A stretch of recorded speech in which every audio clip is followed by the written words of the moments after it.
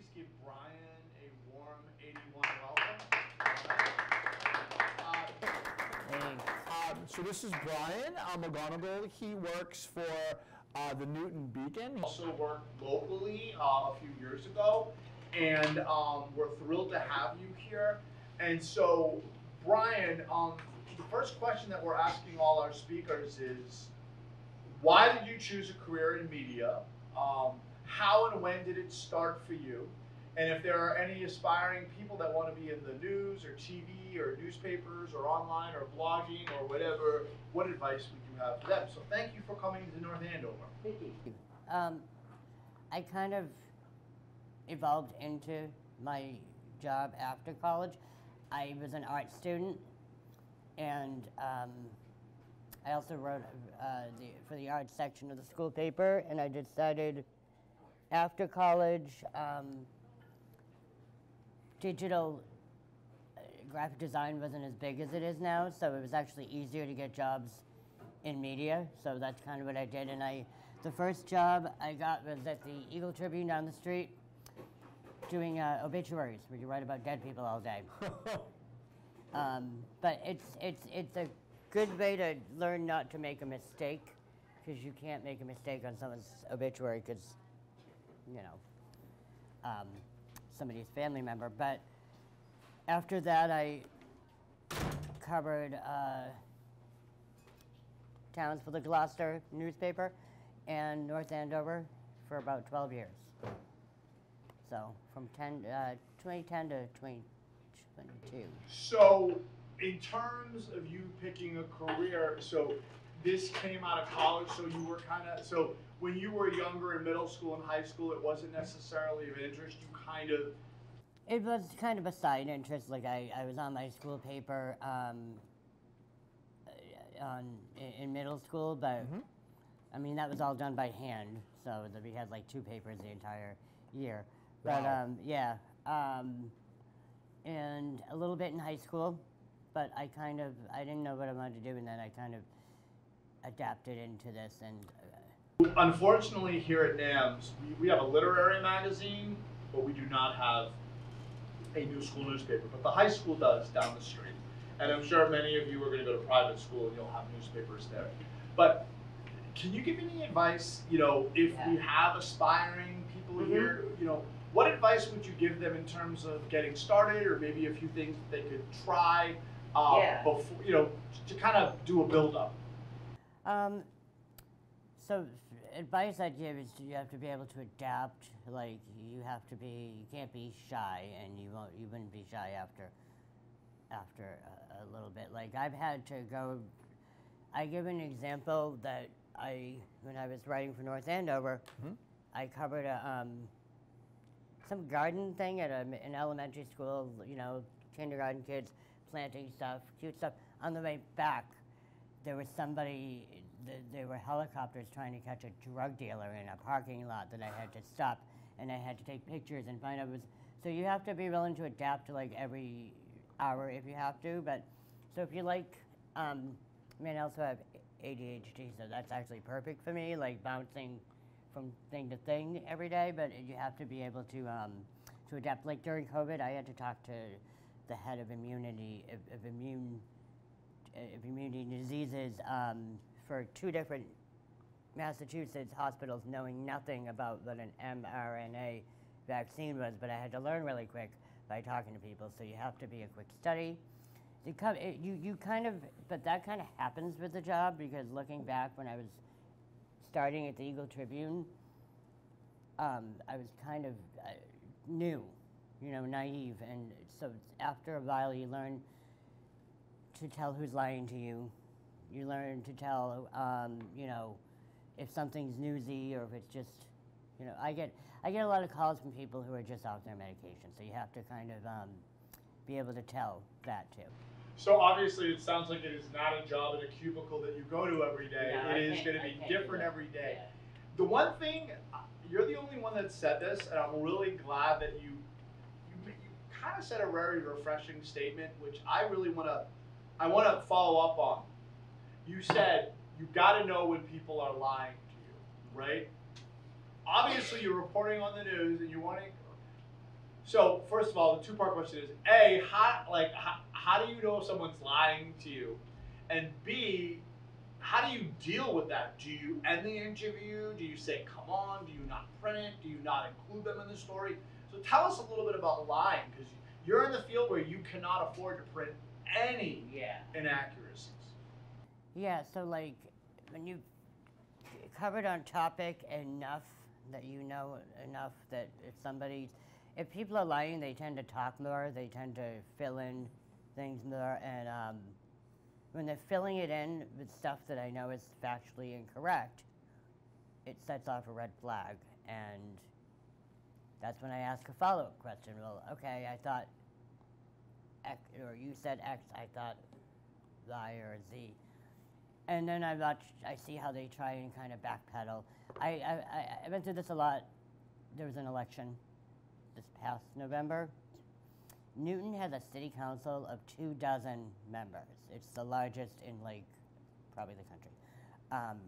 And interviewing all those people, and I've only been there for 6 months, because before that I was I was covering the State House, and before that I was just North Andover for most of my career. So now you're based out of the Newton, near Boston, the Newton newspaper. Yeah, so and that's 90,000 people audience. So I can't, covering an election, I have to really kind of say, okay, why are you lying to me, and but it's asking them follow-up questions, and then asking someone who's not invested, like if they tell you something about a law, well, asking a lawyer afterwards about, or a law journal or something, that to show that they're not being accurate. Then I would just fact check them in the article, I guess. I would say he said this, and then under, according to blah, blah, blah, it's actually, so citing reality, if you do include what they're saying, kind of saying, well, actually, the experts say this. I had to deal with that a lot too during COVID, because a lot of people had a lot of theories about it, and I had to keep going back and saying, that, there's not a microchip in the vaccine. But people would, even people in North Andover, you have to correct that. So. Wow. Okay, great. So we can move on to the next talking point. So obviously you've worked with a number of media, platforms up to most recently.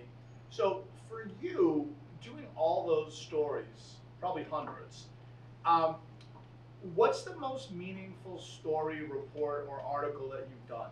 What's been a story that you reported that's been most meaningful to you? Why did you pick it, and what impact has it had on you today? It can be just a story that really was very meaningful to you. I covered the gas explosions in 2018, and you remember how awful that was. Oh. And I was actually here. No, I was in the high school. Okay. They had the evacuation center there, and that was meaningful because anytime there's mushroom clouds in the background in your town that you're in, that's kind of doesn't feel realistic, like it's real, but it is. But also, I couldn't leave the evacuation center because everybody had made up their own traffic lanes in the town, so you couldn't drive anywhere that night. So I stayed there and helped the elderly people carry their pets in and out, because some had special needs pets and everything. So that was So just so you all know, there was a shelter with beds at the North Andover High School gym, right? Yeah. They had beds, they had cots, and for people, because seniors, there was a senior living facility that didn't have gas or electricity or whatever, any power, so they had to go there. So they had an evacuation center, so I was there. But I was getting interviews, but also kind of helping out. And that was kind of meaningful, because you kind of see faces of people that you see out and about who are now news. And people who had their homes destroyed, and people whose houses blew up. So obviously, you were there covering the story, but then you actually became part of the news story because you had to stay there.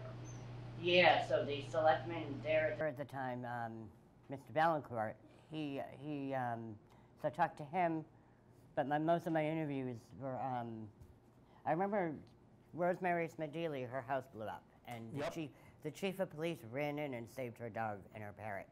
Wow. Yeah, that's kind of, it was the most meaningful, was seeing like faces and people that I just kind of interact with every day kind of becoming the news, and just kind of seeing how these people reacted in a moment's notice when everything literally blew up. That was quite a story. That was definitely a story, and you were clearly well involved. So obviously, you know, a long time ago when there were just newspapers, you know, you could get the circulation report of how many papers were bought on what days. But now in the media age, you know, your articles, you know, go online and you can see followers and shares and likes. So you get more instantaneous like viewership. You know exactly, you know, so this question for you is, it doesn't have to necessarily be the biggest, but what's been a story that you covered that was really followed, like there was so much interest in it, and you were like, wow, lots of people are really interested in it. So what was the story about? Why do you think so many people were interested in it, and what did you learn from the experience? I remember your congressman at the time, not the one now, but John Tierney, his wife got arrested for helping her brother run like a gambling operation in the Caribbean. And I reported on that, and for some reason Google like picked it up and put it into like everybody's main news page. So it got like 12,000 hits in like 5 minutes. But then it ended up being a story because I showed up and covered like when they put her in handcuffs and locked her in and out of the thing to, not really in handcuffs, but she had to go in and out. Escorted her to the police car. Yeah, and that was a huge thing because it ended up costing him his congressional seat, which it's why you have Seth Moulton. Seth ran against him in that primary, and people, just because of that scandal, they were done with John Tierney. But that definitely picked up and went viral. So I know, I mean, scandal and stuff with powerful people. So obviously viewers, they like scandal. They obviously like, you know, falls from grace sometimes, if you wanted to call it that. Yeah, and I mean, whenever you have people with a lot of money and power and they get arrested for, you know, laundering money, people want details. You know, with these students here, we did a unit right before break where we were looking at sources to see which ones were reliable and which ones were credible, and more importantly, which ones were not. Obviously, when you're doing a news story, explain the process, and I'm sure you have a team and an editor and a research staff and all the places that you've worked for. Explain the process of how you research and fact check various stories before they're published. And why do you think this is so important? And have you ever accidentally had an error appear in a story? And what do you do then? Yeah. Second question first. Yep. I have. Everybody makes mistakes, and I just kind of do a correction and make sure that everybody sees. And I update the top of, like, because I do just digital, so there's no print. Right. But I update the top in bold and say, editors note, a change was made to this story. And I mean, I get people texting and emailing me changes they think I should make every morning. Like this morning, a former city councilwoman was, I don't know what she was talking about, but she was not right. So, but I get, it's usually people's opinion that I should have used a different word to say something because of context or whatever. If it's factually incorrect, I have to go and like make a correction and put it up top, and it's kind of shameful. So I try not to, but it happens. Yeah, that's what everyone has said today. You're the fifth person. They all say inaccuracies happen, and you know, obviously it's at the responsibility of the paper to print. And the New Beacon actually is a new publication. I was hired to be the first editor of. We don't have staff yet, so it's just me, all the content. so I do all the fact checking, and it's gone well. I've been at it for 7 months now. I haven't had any mistakes, but well, I've had a couple minor things, but yeah. So that makes it even more important. I mean, like right now, I'm covering that teachers strike down in Newton, so I've been back and forth 24 hours a day, which is why I have bags under my eyes. I haven't slept, and the two sides in that battle telling me, accusing the other of like the mayor doesn't like kids, and the mayor saying no, the teachers union's lying, and I have to dig through paper through like numbers and what do the numbers mean? It's a lot of brain power.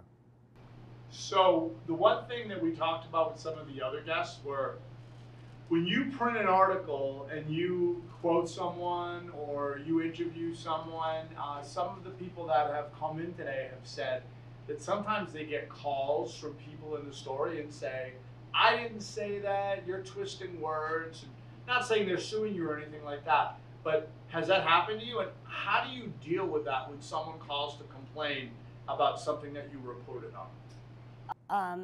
A lot of times in person I record my interviews, and I do it because I don't want to have to keep some people speak really quickly, and if I'm just for accuracy, and nobody's ever had an issue with that. So that I keep my recordings until like about a couple of weeks after the article's been posted and shared on social media and everything. So you can say, well, wait a minute, you did say it, I'm recording, and you can play it back to them. And if I'm like at my laptop and they call me, I can do it then too, because I can, Massachusetts you do have to ask people, but I can kind of put it on speaker or record and kind of say, hey, just so you know, I'm recording this, and I like to, because I've had people deny saying things, and I've been like, oh, actually, and then play it back, and they're like, well, I actually meant something. Well, I don't know what you meant. Like, you can't. This is what you said. Yeah, this is what you said. But yeah, so I suggest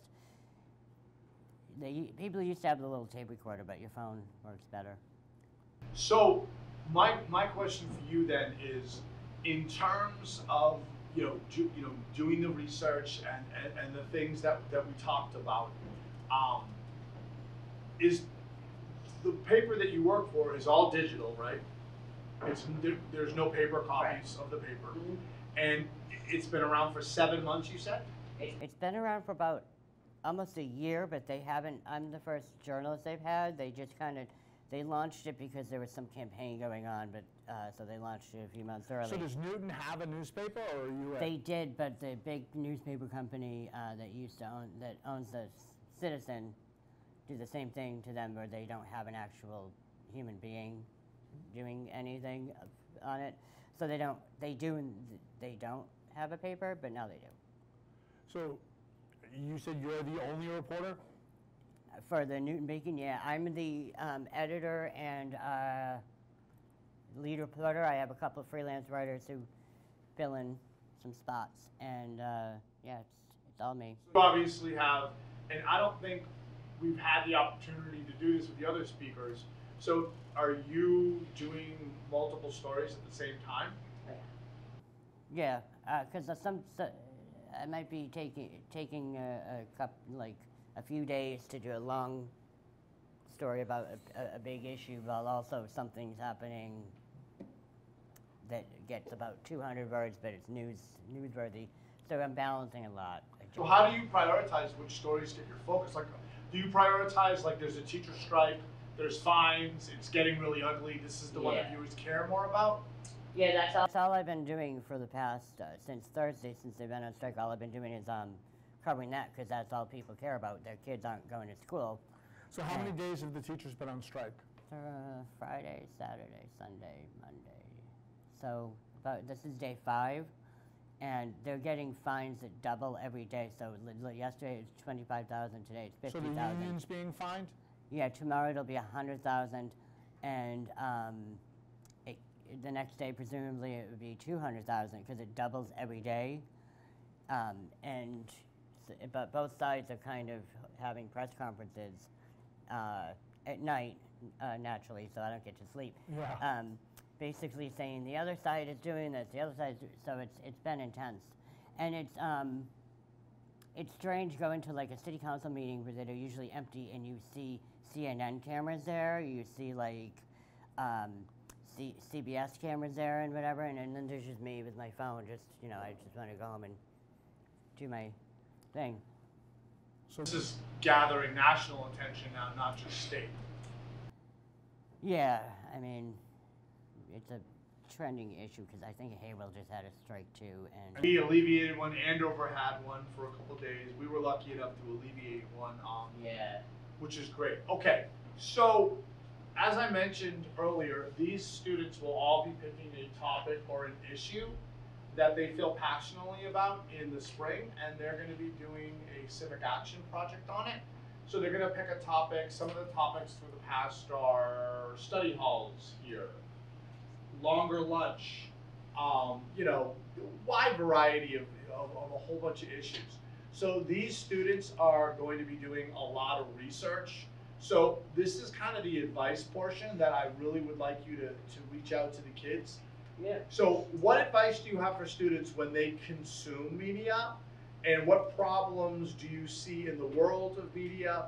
And how do you expect media changing? And advice for them doing research. And before you get to that, I just want all of you to participate a little bit.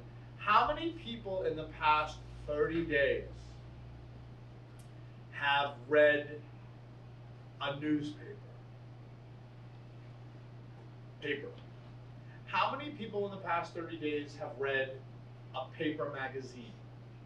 Anyone read a magazine? How many people in the past 30 days have read an article on a social media site? Can I see a show of hands? So obviously social media it seems like that seems to be the trend, or digital.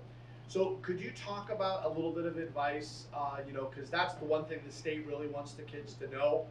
Be careful about, I know someone crowned it fake news years ago, but reputable sources and those types of things, just as a regular consumer of the media. Yeah. So the general rule is you get two sources so you can verify if something's accurate. If I see an online news source that has no direct quotes from people and just has links to opinion pieces, and they're presenting it as news, I can kind of figure out that they're trying to push an agenda that's not news. But it's difficult. I mean, I see things shared on Facebook and Twitter or X or whatever they're calling it now every day that the headline's ridiculous, but people are kind of commenting as if it's reality. And at the same time, I've posted stuff on social media that I've done on the Facebook page in North Andover, and I've had people yell "fake news" at the comment section. So I would say you just have to see who their sources are, who they're talking to. Do they directly quote them, and if they're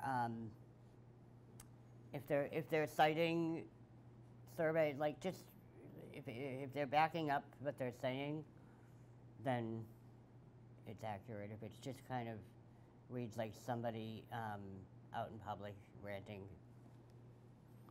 And so when you're doing research and when you're trying... One other thing that I do is that if I see that and I still don't know if it's accurate, I just Google the topic, and if a bunch of not real news sites are showing it, but no actual journalist sites are showing it, it's fake. So you can actually Google it and look under news or whatever, and so you can cross references. I've done that in the past.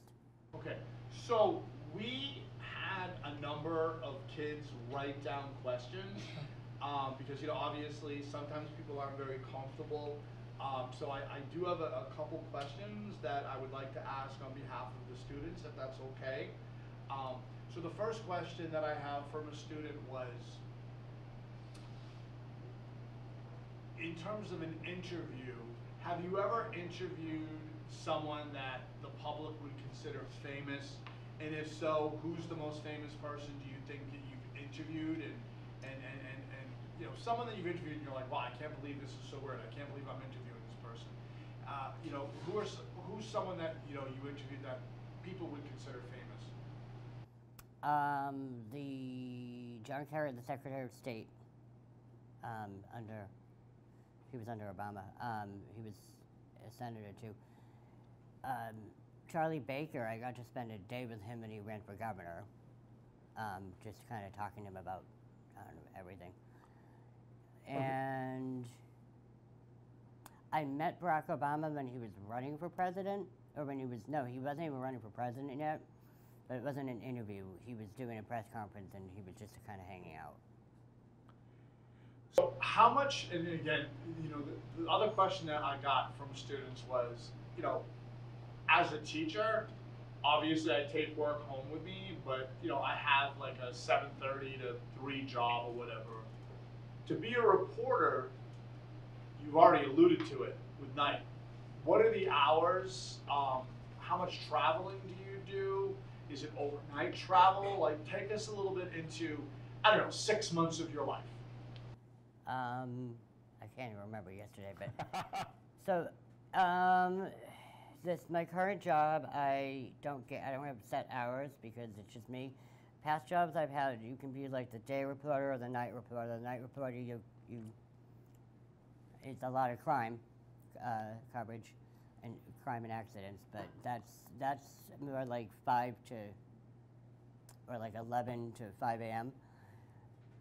The day shift would be like 8 to 5 or something, but I don't, realistically, you don't have set hours, and I definitely don't. I stopped working at 2 a.m. this morning, and I got up at 8 because people, something I posted, Newton has 90,000 people in it, and they all have an opinion, and they all need to tell me as soon as they can. And some of them got my cell phone numbers, so people were texting me thoughts on my stuff at 8 a.m. So I was up. Wow. Okay. So another question that I got from kids is, in terms of being a reporter, in terms of your schedule, getting back to the schedule, in terms of preparing to be a journalist, in terms of college, you talked about a high school newspaper. Mm-hmm. Did you major in journalism, or are there majors communications? Like how would people go about it? I went to Salem State for my undergrad and majored in communications, and then I went to BU for my master's in journalism. And I mean, my master's kind of, I had a couple of years as an obit writer by then, so I kind of I'd been around reporters enough that that helped. But yeah, so I majored in college, but it's really, you just have to have a mind of like a curious person. If you're not a curious person, and that's fine. I know people who don't care about anything, and I'm kind of envy them because it must be nice. But I've always kind of wanted to know how come it's like that instead of like, you know, the other thing. So this was the right path for me, I guess. But you just have to, you have to have a curiosity and be into like finding out who, you know, what's accurate and what's true. And so another question that I got was from a student that said, I don't know if it was Donald Trump that created it, but over the past 10 years, the term fake news has become very, very popular. And obviously, you know, if people don't like certain reporting, they call it fake news. So I'm sure people maybe in your career have accused you of something to be. So first of all, what's your opinion of fake news? And then also, how do you deal with critics? Because you know, you're obviously, your name is on the story, your social media tag is on the story, you're saying that people are getting your phone numbers. So what is your opinion of the term fake news? how do you see it, and how do you deal with the critics or the haters or whatever you want to call them? Well, the term fake news it's not new. It was used, it was called Lügenpresse by the Nazis in Germany. Hitler would use that saying, lying press. It was used by the, Stalin in the Soviet Union. The good guys have never been the ones yelling at the news press, because, so as far as how I deal with it, I usually just don't respond. Although now I've been kind of killing them with kindness, where I send them links to past coverage that literally says the exact opposite about me that you just said. And in Newton there, they've been nice about it. They say thank you and have a nice day. But yeah, I've had people say that it was fake. I don't, they seem to think I have time to sit around and make stuff up. But I don't. Okay, all right, great. But you just have to, you have to not take things too deep personally, it's a thick skin. So, obviously your first job out of college was what year? Let's see, that would be 20 years ago, 2003. Okay. So you've seen a lot of change in 20 plus years, okay? Where do you see media going in the future? What changes? One of the reporters talked about AI and and robotic and all these types of things. So my question to you is, where do you see media changing? Let's say someone in here wants to go into media, and in 10 years they're 24 years old. How do you see it changing? It's gonna continue to be decentralized, so you're not gonna have the same major companies controlling them, all the medias, but you're gonna see a lot more multimedia. So you'll have video, because video is a lot easier to share from 10,000 miles away now.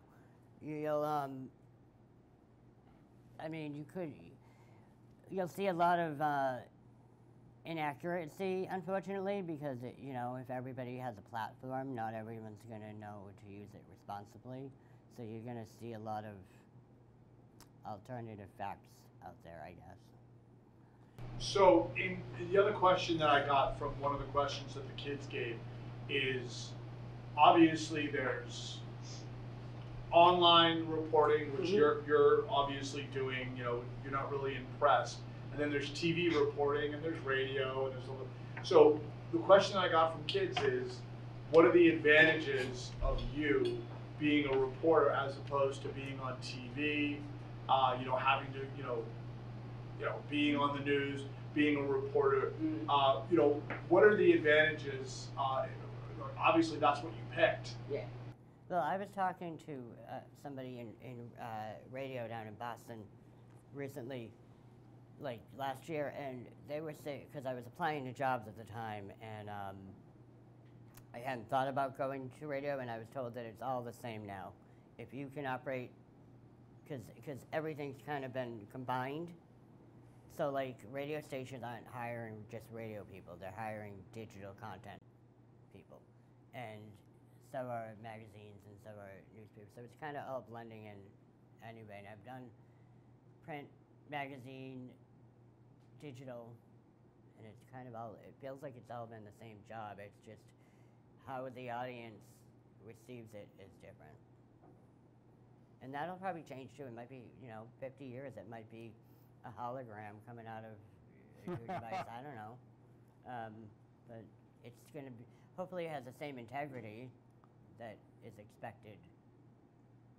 So obviously, if we have any of these people in this room that want to go in the media, they want to get involved. How do you see podcasters, kids that are going on social media posting, reporting on events? Like, do you see that as being the news, or do you dissuade from that? What is your opinion of that? Because obviously we're all doing different things. I mean, you can, if you're taking it as all parts of a bigger story, then that's fine. If you're doing an entire news article based on someone's Facebook post, then that's not a smart idea.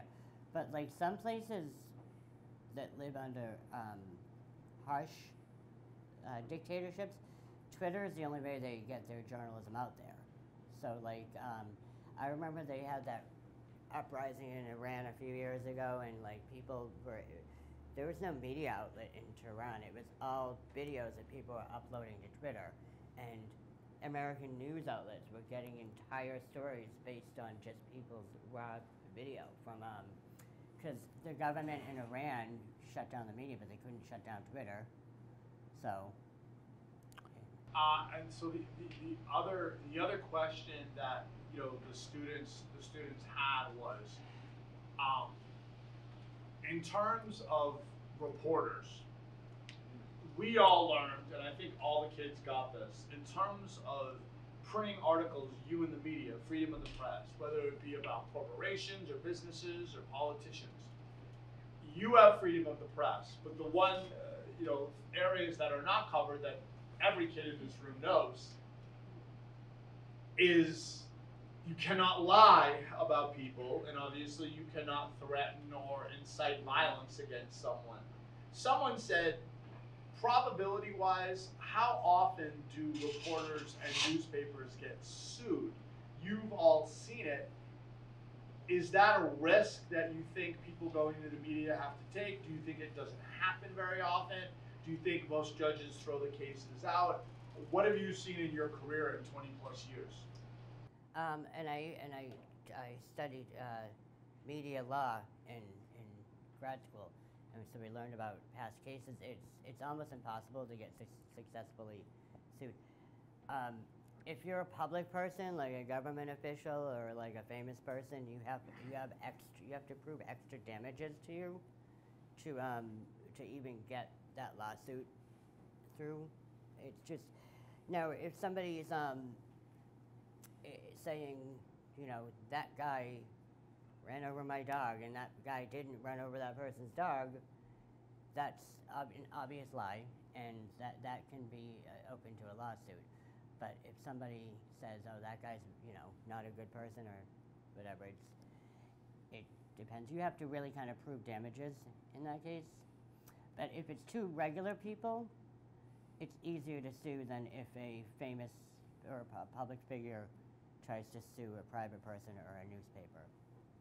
So you're saying the probability is it doesn't happen very often? No, but media outlets generally, I mean, you get threatened to get sued a lot, but it's maybe a couple hundred times would have to happen for them to follow through. You get angry people who don't like that you publish something that happened, and they're like, oh, I'm going to take you to court, and they calm down 5 minutes later and realize they have no case.